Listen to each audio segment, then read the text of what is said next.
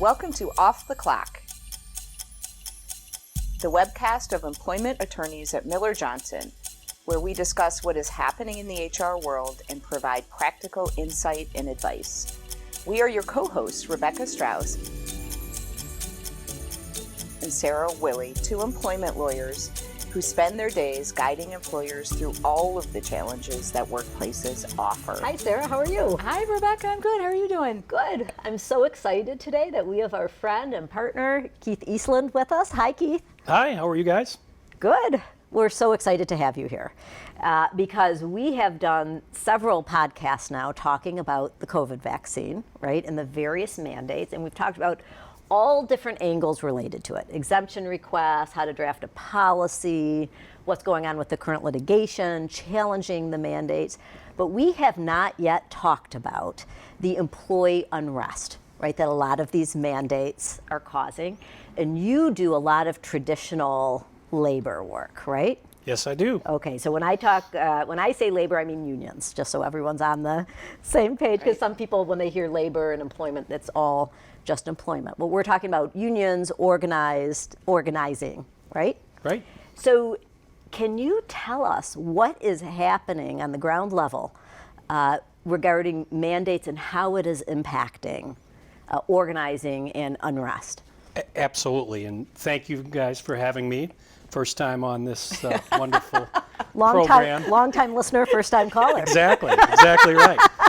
And of course, I love to talk about traditional labor law. Yes, and I do. especially like to talk about how it intersects with what our clients are dealing with on a day-to-day basis in terms of vaccine mandates and those sorts of things. So to answer your question, I think we're seeing a significant amount of concerted protected activity, group action, maybe not, for large portions of companies, but there are pockets, right? Because as everyone knows, there is always a group of employees and a hot topic like this, a vaccine mandate, that believe that it's an invasion of their privacy or that it shouldn't be required, and so they react in a way that is often emotional, right? And so what we're seeing is protests.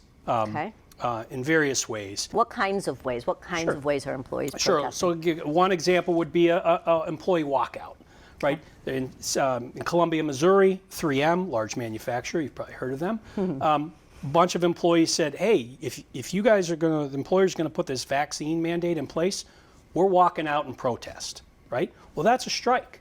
Yeah. They're withholding their work from their employer because they're protesting their terms or conditions of employment.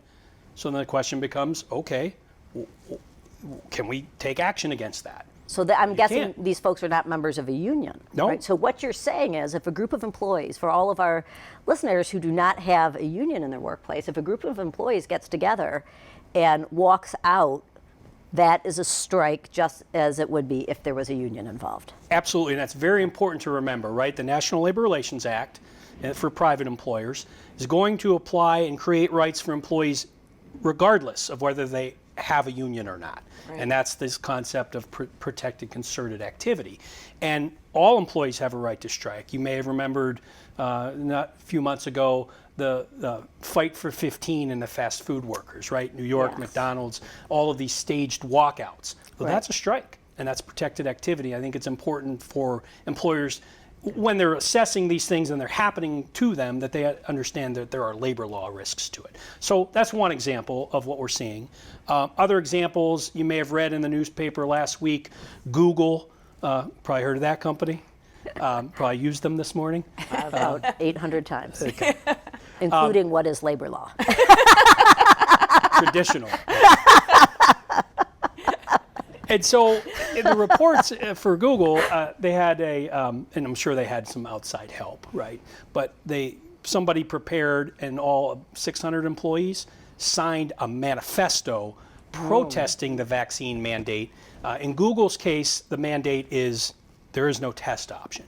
So they were protesting privacy complaints. They thought it was overreaching in terms of privacy. They're concerned about, hey, does that mean my employer is going to ask me about other health issues, and the slippery slope type argument. And so all these employees signed it, sent it to CEO saying this needs to stop. It's inconsistent with Google's culture. And so now Google has to kind of figure out, okay, how do we handle that? So even though Google does not have a union, I'm assuming, They do not. this needs to be treated according to traditional labor rules and laws. Correct. Right? So those folks there, the HR folks there, have to flip to traditional labor. Correct. Right? Correct. Okay. And understanding that that's actually protected, right? When groups of employees are speaking up like that together, that's protected, meaning you can't take discipline against them for doing those things. Am I right? Absolutely, right. And Sarah, as you will remember or know, right, there's really two components to that Right. that we're going to look at from a legal perspective. So it's the activity must be concerted, number one. What does that mean, Keith? I'll tell you. And then Or should I Google it? well, let's Google it. Concerted, meaning more than one person, right? Okay. But it's interesting Okay. that you should ask the question, though, because under the National Labor Relations Act and we call it board law, right? That's pretty expansive. And so if there's, Rebecca, you and I get together, if Sarah's our boss, and we don't like the overtime policy. If we get together and say we think Sarah's a big jerk or some swear word, Thought for sure you were going to say something else. no. No. And and Sarah's not applying it the way we want her to, right? You and I have acted in concert. Some other variations, right? Certainly if you and I, had a cup of coffee and we talked about it, and then I decided to write a letter on our behalf, right? That's an extension of that concerted activity. So it's not just restricted. I think it's important to remember it's not just restricted to two people acting together. It's the concept of concerted, and what arises out of concerted activity. But there really is a distinction between one person making complaints about their job, their supervisor, things they don't like at work. There's a big difference between that and that person then acting in concert with somebody else. That's the difference between one person and protected and concerted activity. Right, and we like to call that in the labor law world a personal gripe. So we don't want to hear, we're not worried about your personal gripes. Sarah. Yes, yes. if I call Rebecca- it whining in my employment world, but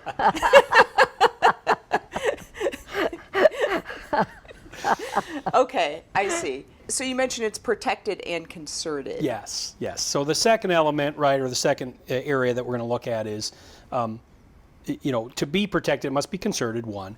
And two, it must be what we say is for mutual aid and protection, okay. which is kind of the flip side of the coin, Yeah. right? It's to protect all of us at work, right? It's not just because I'm not getting my overtime I want or denied. It's that this isn't fair to the collective. Okay, so it doesn't count if I just get Rebecca to also complain about my pay, right? Right. It would have to be an effort to complain about pay in general. Right, and in that case, Got if it. Rebecca is complaining about your pay because of the rate that applies to your position affecting others, then that would be. Okay. But Right. if Rebecca is complaining because she feels like you're not treating Sarah, the way she, Right. she ought to be treated, and you think that should get everything she wants, Okay. that's more of a personal gripe. You So know- that gets blurry there, but I Right. think once you have concert of action,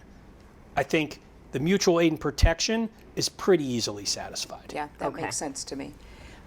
Okay, so in the context then of the vaccine mandates, what I hear you saying is if more than one employee is expressing dissatisfaction or otherwise complaining or challenging the mandate, then that action is protected.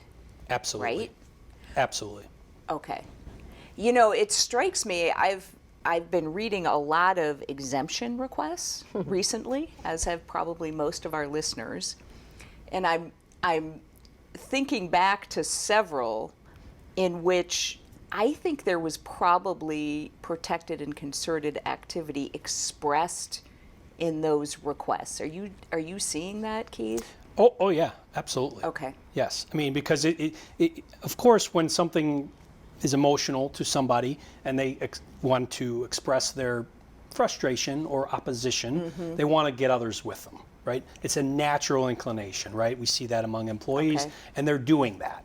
And so what I think it's important for your listeners to remember is when you see that, it's an issue spotter, right? They can pick up the phone and call you guys, they can call me and say, okay, I have this issue. I want to take some action because of it. Well, let's make sure that we're filtering out what is protected and what is lawful, right? So, obviously following OSHA ETS standard, right, to the extent if the stay is lifted, that's the law. You can discipline and take action if that's your policy mandated by law. But you want to be careful how you describe that in right. So you don't want to write something up and then it looks like it's, it gives somebody the argument that, well, that was because I got together with Sarah and we complained to Rebecca about the policy. No, it wasn't because of that. It was because of the policy. So it's kind of that thin, fine line, but we're seeing that with some of the calls that we're getting in the traditional labor group. Yeah, I'm actually seeing groups of employees getting together and all submitting the exact same, for example, religious accommodation request, right? Okay, the exact that's same thing signed by the same minister, the same whatever religious leader, et cetera, and they bring it in and they all submit the same thing. And of course, employers are trying to get their arms around what they do with that from the standpoint of whether that's a sincerely held religious belief. I don't think it's probably occurred to many HR folks that those people might also be engaging in protected and concerted activity. Well, and I think another important component is knowledge, right? So if you don't know that they all went together and they just separately submit these things, you might suspect it, but it might be better legally not to know. And just judge each one independently. That would be my advice, right? So when we have a business or an HR person getting requests like that appear that groups of employees have gotten together and sort of schemed about how to make the request, right? The best strategy would be to take those individually, right, and grant or deny them on an individual basis and stay away from either denying it or taking disciplinary action because they've copied each other. I think, right? I think that's right. And I think that might be an example where I think a natural reaction for me, if I was in an HR position, might be, well, this is all a bunch of hooey. You guys are all lying. You're making this up because you all got together and you all can't really have the same exact religious beliefs, really. Right. And, when we know, facts may be that they don't support that. Well, if the write-up says, hey, we're denying this because you guys all got together and, oppose this, and if it looks like that in the way we deny it, it might look like we're taking action because of when we really aren't, right? We're really judging each request individually. So really, Keith, what I hear you saying is, number one, an employer can mandate the vaccine in the workplace, right? Subject to accommodation requests. A non-unionized employer. Yes. Thank you, Keith. This is why you're the labor lawyer. That's exactly right. Yes, a non-unionized employer can mandate the vaccine and certainly has to comply with federal mandates if they're subject to those. Sure. And that would be true of both union and non-union, right? Correct. The mandate you must comply with. But yes, you can. But this particular concern doesn't mean you can't have a mandate. What it means is we need to be able to recognize when employees are engaging in this protected and concerted activity and be really mindful about how we respond to it. Yes, I think that's absolutely right. It's making sure that if you have a mandate, if you exercise your right as an employer, you have a mandate, whether it's legally required or you just choose to, and an employer doesn't comply with your policy. They don't get vaccinated, they refuse to get tested, for instance. The discipline needs to be tied to that. Not because they went off with their friends and struck or held a protest or wrote letters to the CEO or the president or the owner of a company, right? We want to make sure that there's a clean disconnect there. So Keith, I would love to ask you about how employees are getting together and acting in concert. We have seen, for instance, emails on employer Outlook, for instance, where there's a mass email that says, this mandate has been announced. I hate it. I know a lot of you hate it too. Please contact me, or please respond to this email address, or please, et cetera, if you want to oppose it as well. Can you help us understand a little bit whether that's okay and what kind of access, right, employees, and you can separate it out maybe between non-employees, right, unions who are not, union members maybe who are not employees, and employees using company resources? Sure. So it's a great question, because it highlights one of the things that we're seeing that is going to change in federal labor law. Oh. Right? You may. This is exciting. I didn't even know. Thank God we asked you here. You're so good, you don't even know.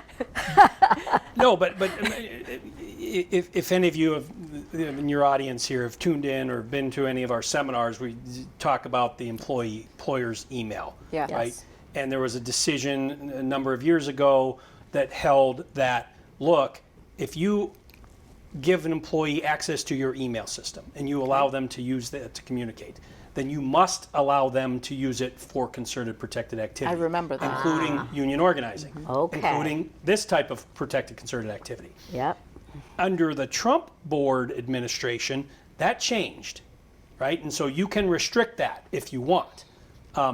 That's going to change back, we anticipate, under the new administration. Okay. So right now the law is you can restrict it, but again, we have a disparate treatment concern, right? Which you guys know all too well, right? Yeah, That concept, right. Why are are you allowing right. the employees to use that to get together to Right. get together for drinks after work, or to fund a co-worker's need for medical expenses, Selling something cookies, like that. et cetera. Yeah. Yes. Right. The the classic. Salvation but not. Army exception. So then that's a discrimination. That's just a straight up Straight up discrimination. analysis, Yeah. right. Okay. Right. Okay. So does an employer need to have that policy in place first in a handbook or somewhere else then, saying that company resources, including our email system, can only be used for work-related activities? If that is the policy, yes, it should be Okay. in writing so that there's less doubt about Boy, that's tough. Literally. Can I just Yeah. say that out loud? The likelihood of Right. employees only using their company email for work-related purposes are. I mean, you'd have to fire me here from Miller Johnson. I think most of the listeners might think, well, that's never going to happen. I have to retain people. I have to hire people. Have you heard about the labor shortage? Yes. Because using an email and maybe checking ESPN at work isn't such a bad thing. Right. So yeah. maybe when employers find out that employees have been using the company email, right, to gather support and act, they shouldn't get ramped up on the fact Right. that it was their email system that the employees are using. They should move on to the next steps. Yeah, I think I wouldn't get bent out of shape about that. I mean, Okay. the risks there. I mean, and frankly, you could look at it as, hey, at least we know it's out there now. We know people have concerns. Oh, and- that's a valid point. right? And so, I mean, we say that in the union organizing context all the time, right? It's like, well, we don't want the union, supporters and our workforce maybe to have access to email everyone, but the positive side of that is, hey, now we know what they're thinking and saying, and if we want to lawfully say, well, that's not right, or have you thought of X or Y, and Yeah. this is why we think it's better to not have a union. What about, Keith, social media?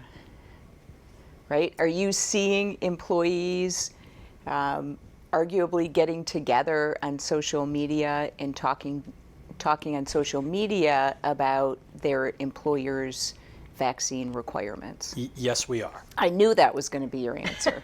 Yes. That yes, was sort of a rhetorical question. I will be honest, because I'll just say social media is harder, based on my experiences, it's harder for businesses to stomach because much of it is public, Yes, right? And yes. so it's different than an HR person sitting in their office and having employees come in and express their concerns or receiving a letter, et cetera. When it's on social media and people are maligning X company's vaccine mandate, boy, that is difficult to manage.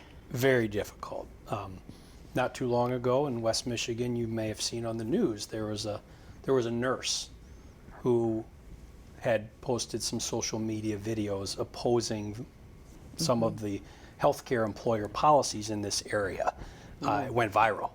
Sure. And that's difficult to manage, right? Because that's out there and it's on the news and everyone's seeing it. But the same things we talked about here this morning apply, right? I mean, it could be concerted protected activity. We have to look at what they're doing, and if you want to take action against them for it, you got to make sure that it's not protected. Okay, and I think so that's the big point with social media is not reacting too quickly. Yes. Make sure you count to 10, call Sarah, call No. Rebecca, get some advice. Let me be clear. You call Keith. Or call me. On this issue, right? So for our listeners who are facing a concern like that, Yes. honestly, number one, we would love for you now to be thinking about protected and concerted activity, right? And then yes, Yeah. please, before you do anything, you can contact either one of us. Right. But Keith is our expert here at Miller Johnson on protected and concerted activity and labor issues. Right. Yep. Be Yes. happy to answer any questions. So, Keith, what advice do you have for employers to proactively take steps to minimize employee pushback, concern, et cetera, about the vaccine mandate? And also, how do they respond when they receive these concerns? Sure. I think the biggest recommendation that I would have, right, and this holds true for all traditional labor law, right, is employee engagement is number one. Communications, Yes. right? If you're going to roll out a policy, whatever decision you make, whether it's because you believe it's the right thing to do and you're going to voluntarily impose it, or because your organization, maybe you say, look, we might let you choose and that's our culture, but the law says, right? Whatever it is, communicate to them, explain to them, answer their questions as to why you're doing it, and just listen, right? I think that's so valuable because I think what we're seeing is more negative reaction in this sort of protected, concerted activity world when employers feel like they don't have a voice. Or control, right? It's or a loss control. of voice, loss of control, You et got cetera. it. And some of that is, it's easier. It's an easier message if, well, look, we're following the law, and so the employers really don't have a voice either, right, Sarah?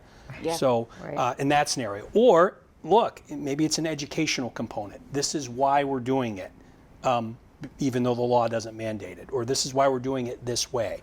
And I think that's very important too from a union organizing perspective because Just in general, sure. right, Yeah. because if employees are feeling, your words, lack of control or maybe disrespected or not being heard, not having a voice, I think that's fertile ground for unions to start saying, that's why you need us. Yep, that's a very good point.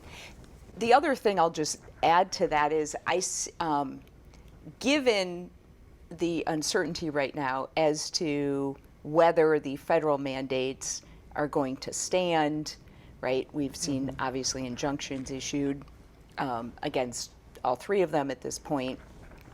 I see many businesses just not yet saying anything to employees, right? Because they're just not sure. They're afraid to tell employees that they are going to be subject to the mandate because because they think it's going to cause tremendous disruption and it's going to be hard to pull it back, et cetera. When you say that, Keith, it strikes me that even for those employers who aren't sure yet what is going to happen, there would be value to saying that to their employees. Am I right?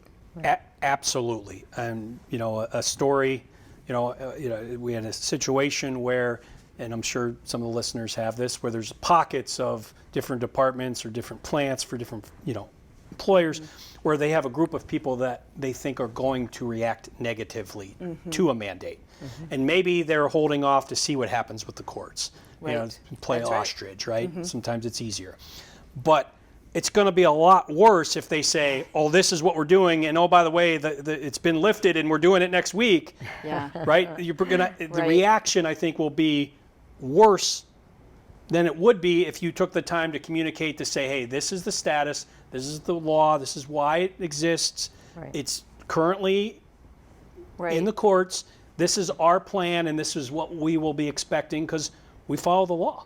Right. Right. I mean, that's a pretty easy, clear message. Is whether it's EEO or whatever law, we follow the law because it's the right thing to do. Yep. And I think it helps. It helps. Sure, and what a great opportunity, right, to have that proactive, positive communication with your employees as well, to your point, both from an employee culture, morale standpoint and a union avoidance standpoint. Correct. And it's a test, right? I mean, how your folks react will tell you how well you're doing on your overall engagement with employees. Right. I think employees would appreciate that as well. Okay, what else? Anything else? Do you have any other advice for our listeners as to how to handle concerns about the mandate or even proactively avoid them in the first place? No, I think we covered all of it from the non-union employer side. Obviously, there's some finer points for unionized employers and bargaining obligations and those things. Right. Well, that was actually my next question. Yeah. And Rebecca, I think you probably have the same question, right? I do have the same question because I think some employers say, well, let's just assume the stay gets lifted on the OSHA, which we don't know what's going to happen. But for the OSHA ETS for employers of 100 or more, I think some employers may say, well, we don't have to bargain. That may be their first instinct because OSHA is telling us we have to do this, right? There's some sort of clause in the CBA that says, employer can follow the law, right, and must and will, however you negotiated it, right, to give employers flexibility on that. So they see that language in the collective bargaining agreement. The new law comes, the OSHA rule, and they say, okay, well then, we're just going to do that, right? But I know enough to know in this area that that's not exactly true, right, Keith? So what do our folks with unions have to keep in mind? I think they would be partially correct. Okay. Right? Of course you have to follow the law. And what the federal labor law would say is, or does say is, look, if there's a non-discretionary mandate, legal mandate, you have the right to implement that because you have to follow the law and there's no bargaining obligation to that. But to the extent that there's any discretion in how you comply with the law. Right. Right? And think about, you guys have been giving advice on this for weeks, right? But think about all the different choices employers have on take the first major decision. Are we going to have a mandate, everyone gets vaccinated, or are we going to avail ourselves of the exception that says you can test? Right. Well, you have discretion. So what the federal labor law would say is, that's an issue you would have to bargain the union with. I see. So right out of the gate. You have to decide, we have an obligation to comply, right, Rebecca? But how do we comply? If there's some discretion, you're going to need to bargain with the union about that. And if you can't get agreement, you'll have to bargain to what we would call impasse. And there is some guidance that the National Labor Relations Board General Counsel issued a few weeks ago on how to handle some of these things. And then, if we're going to test, who pays for the testing? I was just going to ask that question, right? Do you have to bargain over, right? We know that OSHA told employers you can make employees pay the cost of the testing, right? Right. But wouldn't that be a mandatory subject of bargaining for a unionized employer, Keith? It absolutely would, Sarah. It comes down to allows, right? It allows that. It doesn't mandate it. There's some component of discretion for the employer. So let's talk about timing then, because as we're recording this, the OSHA rule is currently stayed, but it may not be forever. Bargaining takes time, right? As you know, as we all know. Are you finding that organizations are bargaining now during the stay? It's mixed, Rebecca. It's mixed. And a lot of it depends on the particular union and their viewpoint on the vax mandate. You've seen what's happening in Chicago, the police union, they're obviously opposed to it. They're not interested in bargaining anything that isn't the law yet. Okay. Right? So some unions are saying, I don't have an obligation to bargain with you because the law hasn't really changed until the stay is lifted. Interesting. Other unions are willing to say, hey, let's bargain this because we anticipate the stay will be lifted. Why don't we get together in good faith and work out what we want this policy to look like so that we're ready. We're ready to go. So for a unionized employer that has an obligation to bargain over the OSHA ETS, if the union isn't willing to meet until there's some certainty, like the Chicago police union, boy, that employer almost certainly is going to blow the deadline for compliance. Am I right? I think so, and I think and we've thought about this a little bit as the traditional labor group, and I think the position and the argument would be, well, wait a second. We have a statutory obligation under federal labor law to bargain this. They're refusing because the federal court stated, I have to bargain with them before I can implement this. That statutory obligation ought to trump the ETS agency regulation. Okay. That's kind of now that's really in the legal weeds. Sorry, I apologize to you guys. I asked the question. I think but that really is a catch-22 for those Sarah, employers. I think it is absolutely catch-22, Sarah, and I think that's why we're really hoping that if the stay gets lifted, the Sixth Circuit will say, hey, we're going to toll the period, right? Mm-hmm. Give some, and I think at that point, then my advice would be to those employers who haven't been able to bargain to act with reasonable diligence to do the best you can, so that if you were subject to an enforcement, you would say, hey, wait. Be able to show my OSHA or OSHA or whatever. The reasons we couldn't put this in place was because of our federal labor obligations under the statute. Right. And you've been engaging in efforts to try to bargain over it. We didn't ignore this. We tried, and as soon as it was lifted, then the union had to bargain, and we did. And look at all our efforts to do that. And I will say it shouldn't take long to bargain these things. I mean, there are a lot of issues, but I mean, I wouldn't think more than a couple months. I mean, it depends on the availability for your team and the union's bargaining team, but et cetera. To me, that's just really interesting, Keith. And quite frankly, I haven't thought this through to the end, but a union could really, at least temporarily, roadblock an employer's compliance with one or more of the federal vaccine mandates, right? I mean, they could. I think ultimately, if they were doing that, the employer would have to get some sort of relief to stop them from doing that. But they could really delay compliance. I think they have the ability, Sarah, to throw that wrench right in that mix while the stay is out there. Yeah. Once the stay is lifted, if you had an aggressive union that didn't want to talk to you, then you could say, well, we offered them, we gave them notice and opportunity. And then you got to move forward. And then they didn't take advantage of it, so we're going. I see. There is an exception in the law for that. I see. That was my next question. Yeah. So there is going to be a deadline, probably not the current ones if the stay is lifted, but there will be some sort of deadlines. What if bargaining is not complete by the time the OSHA deadline hits? Can the companies then go on their own? Right, off on their own without the union's agreement in terms of what the policy will look like. Yes, and in that scenario, Rebecca, they would have to show that they gave the union notice, an opportunity to bargain, and the union either refused, or if they do take them up on the opportunity to bargain, then that you would have to show that they reached impasse. Okay. I see. Impasse is the key. Yes. You got to reach impasse first before you go off on your own as the employer. Unless there's an absolute refusal by the union to talk about it. Okay. Yeah.